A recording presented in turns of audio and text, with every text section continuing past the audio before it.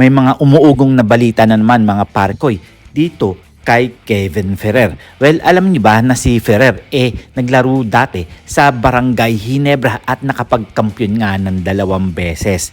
Well, alam naman natin na naglalaro ngayon ito sa Terra Firma Jeep na kasama nga niya. Etong si, alam niyo na point guard ng Barangay Ginebra na si Stanley Pringle. Well, alam niyo bang nagsama ulit ito sa isang team?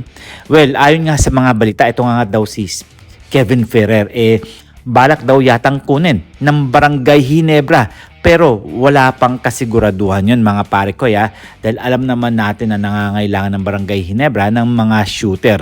Pero isipin nyo na lang, kung shooter ang kailangan nila, bakit nila kailangan ipamigay ang shooter ng Barangay Ginebra din na si Von Pesumal? Ano nga ba talaga ang pwedeng mangyari dito sa 2 player na to? Bakit nga ba ipamimigay ng Terra Firma Jeep etong si Kevin Ferrer sa Barangay Ginebra ulit at si Von Pesumal mapupunta naman sa kabilang koponan? Well, alam niyo ba kung anong koponan yun? Siyempre, ang Batang Northport. Well, siyempre may kapalit dyan. Sinasabi nga nila may 3-team trade nga daw mangyayari dyan.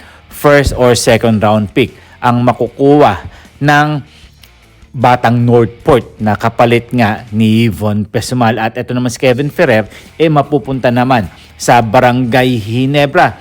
Well, mag-fit naman kaya itong si Kevin Ferrer sa Barangay Ginebra at pagbabalik naman neto ni Von Pesumal sa Batang Northport? Well, kung ako naman tatanungin mga par ko pwede naman ibalik itong si Kevin Ferrer. Kaya lang, medyo mababang kunga to dahil marami nang kapalitan itong si Kevin Ferrer sa Barangay Ginebra. Alam naman natin na si Von Pesumal medyo nababang kuna nga at hindi na naipapasok ni Coach Tim Cone sa Barangay Ginebra at nasasayang lang ang kanyang laro. Di ba mga pare ko kung kayo ang tatanungin, ano ang inyong masasabi dito? Fair trade naman kaya ito kung mangyayari? Dahil hindi naman mapupunta si Von Pesumal sa Terra Firma Jeep at mapupunta siya sa Batang Northport at ang si Ferrer naman mapupunta sa Barangay Ginebra. Well, kayo, ano ang inyong masasabi dito? Parehas na shooter to pagdating sa labas. Hindi lang nabibigyan ng oras tong si Von Pesumal sa Barangay Ginebra, pero once na nailipat nga ito sa ibang koponan, malamang mailalabas niya ang pagiging shooter niya ulit noong kolehiyo pa lang siya.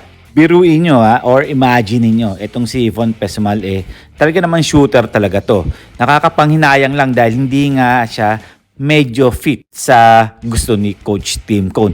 Pero kung bibigyan lang talaga ng oras to na mahaba-haba, malamang maipakita nito ang pagiging shooter niya sa Barangay Ginebra. At syempre si Paul Garcia naman, dumako naman tayo dito.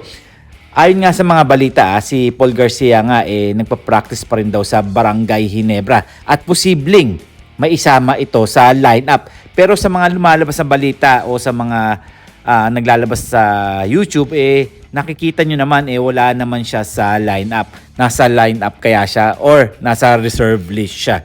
Pero sana 'di ba, magamit din ni Coach Tim Cone balang araw itong si Paul Garcia dahil magaling to at may maipapakita. Hanggang dito na lang tayo. At syempre, don't forget to subscribe, comment, like, and share. And please click the bell para ma-receive ninyo lahat ang aking notifications.